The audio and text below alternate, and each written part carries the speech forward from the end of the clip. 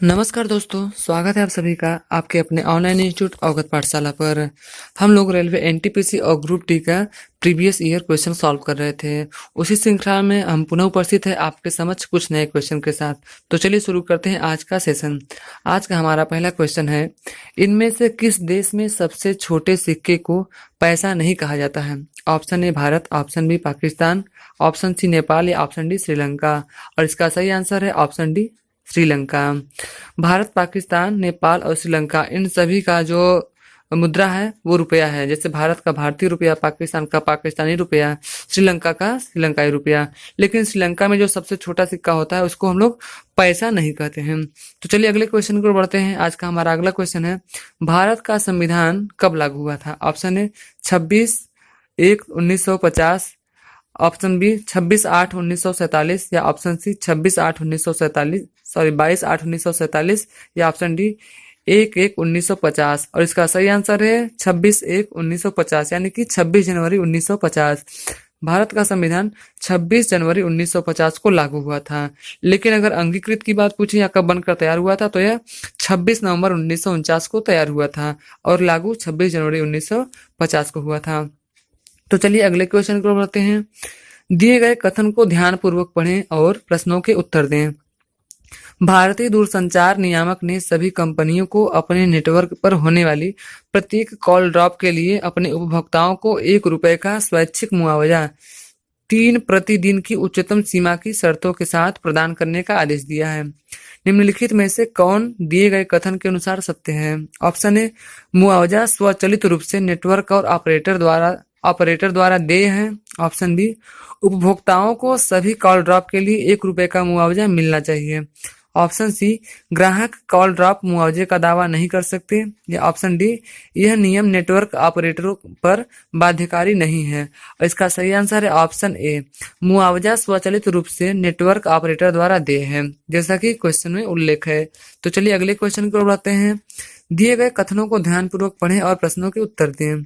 बचत करने के बाद बचे हुए को खर्च करना बेहतर है। वित्तीय अनुशासन और आत्मनियंत्रण आपको अमीर बना सकते हैं। खर्च करने के बाद बचे हुए से बचत करना कोई अच्छी आदत नहीं है। निम्नलिखित में से कौन सा दिए गए कथन के अनुसार सत्य है? आपको अध्ययन करके बताना है। ऑप्शन ए है, यदि आप पहले खर्च करते हैं तो आप उड़ाऊ हो जाएंगे। ऑप्शन बी, यदि आप खर्च करने से पहले बचत करते हैं तो आप अमीर हो जाएंगे। ऑप्शन सी है, यदि आप बचत करने से पहले खर्च करते हैं तो आप गरीब हो जाएंगे। या ऑप्शन डी उधार लेकर बचत करना बुरी आदत है। इसका सही आंसर है ऑप्शन बी, यदि आप खर्च करने से पहले बचत करते हैं तो आप अमीर हो जाएंगे। चलिए अगले क्वेश्चन को बढ़ते हैं। हमारा अगला क्वेश्चन है, आईसीसी के भ्रष्टाचार निरोधी निगरानी दल के लिए नामित क्रिकेटर का नाम क्या है? Option A Anil Kumble, option B Sunil Gavaskar, option C Ravi Shastri या ऑप्शन डी राहुल द्रविड़। इसका सही आंसर है ऑप्शन डी राहुल द्रविड़। राहुल द्रविड़ को आईसीसी के भ्रष्टाचार रोधी निगरानी दल के लिए नामित किया गया है। चलिए अगले क्वेश्चन को बढ़ते हैं। आज का हमारा अगला क्वेश्चन है, कम दूरी की वायरलेस कनेक्टिविटी की सुविधा प्रदान कौन करता है? Option A modem, option B firewall, option C bluetooth या option D set top box. इसका सही आंसर है ऑप्शन सी ब्लूटूथ। ब्लूटूथ जो हमारा होता है कम दूरी की वायरलेस को कनेक्टिविटी की सुविधा प्रदान करता है। अगर हम काफी दूर चले जाते हैं तो हमारा जो ब्लूटूथ है वो कनेक्ट नहीं हो पाता है। चलिए अगले क्वेश्चन को बढ़ते हैं।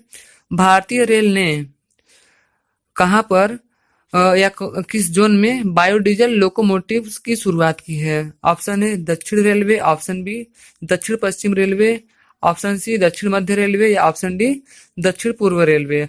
इस क्वेश्चन को आप देख सकते हैं कि इस क्वेश्चन को आयोग द्वारा इग्नोर कर दिया गया है, तो इस क्वेश्चन को हम लोग भी ड्रॉप करेंगे और अगले क्वेश्चन की ओर बढ़ते हैं। आज का हमारा अगला क्वेश्चन है, भारत की जनगणना 2011 के अनुसार सबसे अधिक आबादी वाला राज्य कौन सा है? ऑप्शन ए पश्चिम बंगाल या option B Bihar, option C Uttar Pradesh या ऑप्शन डी महाराष्ट्र। और इसका सही आंसर है ऑप्शन सी उत्तर प्रदेश। 2011 की जनगणना के अनुसार जो सबसे अधिक आबादी वाला राज्य है वो आपका है उत्तर प्रदेश। उत्तर प्रदेश राज्य की जनगणना 2011 की जनगणना के अनुसार यह वर्तमान में सबसे अधिक है। और आपको बता दें, जो भारत की प्रथम जनगणना हुई थी वह लॉर्ड मेयो के शासनकाल में 1872 में हुई थी। लेकिन अगर हम प्रथम नियमित रूप से 10 की जनगणना की बात करें तो हमारा 81 ईस्वी में हुआ था। चलिए अगले क्वेश्चन की ओर बढ़ते हैं। आज का हमारा अगला क्वेश्चन है, तरल अवस्था में गैसीय अवस्था में तरल अवस्था से गैसीय अवस्था में रूपांतरण को क्या कहा जाता है? ऑप्शन है ऑक्सीकरण, ऑप्शन डी ऊर्ध्वपातन, ऑप्शन सी वाष्पीकरण या ऑप्शन डी संघनन। इसका सही आंसर है ऑप्शन सी वाष्पीकरण। यानी कि तरल अवस्था से गैसीय अवस्था में रूपांतरण को हम लोग क्या कहते हैं? वाष्पीकरण। जैसे कि पानी ले लेते हैं हम, पानी हमारा क्या है? तरल है। इसे हम गर्म करेंगे तो वाष्प बन करके गैसीय अवस्था में ये वायुमंडल में उड़ जाता है। तो चलिए अगले क्वेश्चन की ओर बढ़ते हैं। आज का हमारा अगला क्वेश्चन है, दादा भाई नौरोजी को गणित एवं भौतिक विज्ञान के प्रोफेसर के रूप में कहाँ नियुक्त किया गया था? Option A presidency college Chennai, option B presidency college Kolkata या option C saint Xavier's college Mumbai, option D Elphinstone college Mumbai. इसका सही आंसर है option D Elphinstone college Mumbai में दादा भाई नौरोजी को गणित एवं भौतिक विज्ञान के प्रोफेसर के रूप में नियुक्त किया गया था। दादा भाई नौरोजी को हम लोग the grand old man of India के नाम से भी जानते हैं। और इनकी कुछ पुस्तकें हैं, जैसे इनकी एक पुस्तक है जो कि इन्होंने भारत में इनकी पुस्तक का नाम है poverty and un British rule in India. चलिए आगे हम बढ़ते हैं अगले क्वेश्चन की ओर। हमारा अगला क्वेश्चन है, परमाणु विखंडन की प्रक्रिया है। ऑप्शन ए परमाणु रूपांतरण, ऑप्शन बी एक भारी परमाणु नाभिक के उपखंड, ऑप्शन सी एक नए नाभिक के गठन के लिए दो या दो से अधिक नाभिकों के टक्कर, ऑप्शन सी अणुओं के उपखंड। इसका सही आंसर है ऑप्शन बी एक भारी परमाणु नाभिक के उपखंड। एक भारी परमाणु नाभिक का उपखंड होता है उसे हम लोग परमाणु विखंडन की प्रक्रिया कहते हैं। चलिए अगले क्वेश्चन की ओर बढ़ते हैं। हमारा नेक्स्ट क्वेश्चन है, प्रक्रिया के दौरान आहार नली में भोजन बनता है। आपको बताना है कि किस प्रक्रिया के दौरान आहार नली में भोजन बनता है। ऑप्शन ए अंतर्ग्रहण, जिसे हम लोग इंजेक्शन बोलते हैं, ऑप्शन बी पाचन, ऑप्शन सी आत्मसात्करण या ऑप्शन डी निष्कासन। और इसका सही आंसर है ऑप्शन ए अंतर्ग्रहण। अंतर्ग्रहण के दौरान हमारा क्या होता है? आहार नली में भोजन बन जाता है। चलिए अगले क्वेश्चन को बढ़ते हैं। आज का हमारा अगला क्वेश्चन है, दिसंबर 2015 को जारी हुई मानव विकास सूचकांक जो हमारा है मानव विकास सूचकांक रिपोर्ट के अनुसार भारत का कौन सा रैंक है? ऑप्शन ए 188, ऑप्शन बी 130 या ऑप्शन सी 151 या ऑप्शन डी 105। इसका सही आंसर है option B 130। Human development index मानव विकास सूचकांक में 2015 की रैंक बतानी है आपको। इसका सही आंसर है 130। चलिए अगले क्वेश्चन को बढ़ते हैं। हमारा नेक्स्ट क्वेश्चन है आज का, पृथ्वी के आकार की तुलना में निम्नलिखित में से सबसे बड़ा ग्रह कौन सा है?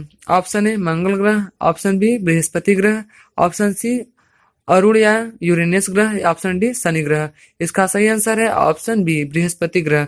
बृहस्पति ग्रह हमारे सौरमंडल का सबसे बड़ा ग्रह माना जाता है। तो चलिए अगले क्वेश्चन को बढ़ते हैं। आज का हमारा नेक्स्ट क्वेश्चन है, टॉक्सिकोलॉजी किसका अध्ययन है? ऑप्शन ए इंसानी व्यवहार, ऑप्शन बी जहर, ऑप्शन सी भूक्षरण या ऑप्शन डी चट्टान। और उसका सही आंसर है ऑप्शन बी जहर। हमारा जो टॉक्सोलॉजी है वो किसका अध्ययन है? तो टॉक्सोलॉजी जहर का अध्ययन माना जाता है। चलिए अगले क्वेश्चन को बढ़ते हैं।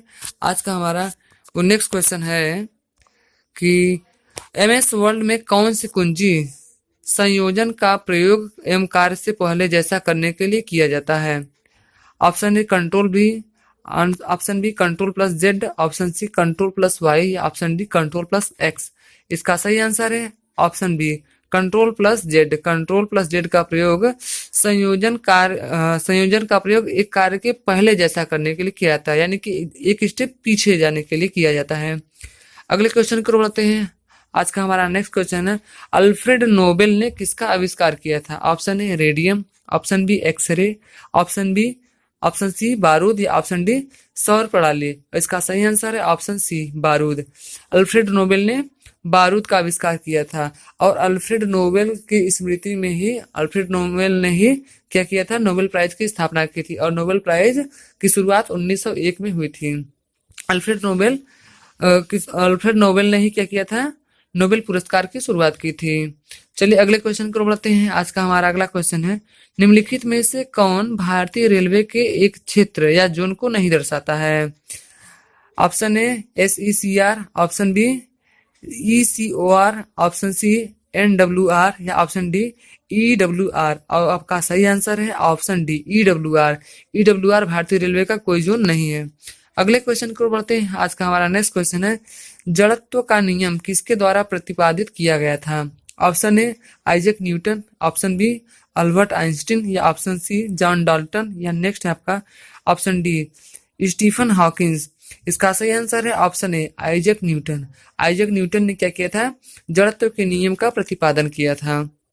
जड़त्व का नियम इन्होंने प्रतिपादित किया था। जड़त्व का नियम क्या होता है कि जब कोई वस्तु विरामावस्था में रहती है तो वह उसी अवस्था में जाना पसंद करती है और वह किसी दूसरे नियम का विरोध करती है या दूसरे गति में जाने का विरोध करती है। चलिए अगले क्वेश्चन की ओर बढ़ते हैं। हमारा आज का नेक्स्ट और अंतिम क्वेश्चन है, फ्रांसीसी खोजकर्ता वास्को डी गामा पहली बार समुद्र के रास्ते भारत में कहाँ उतरा था?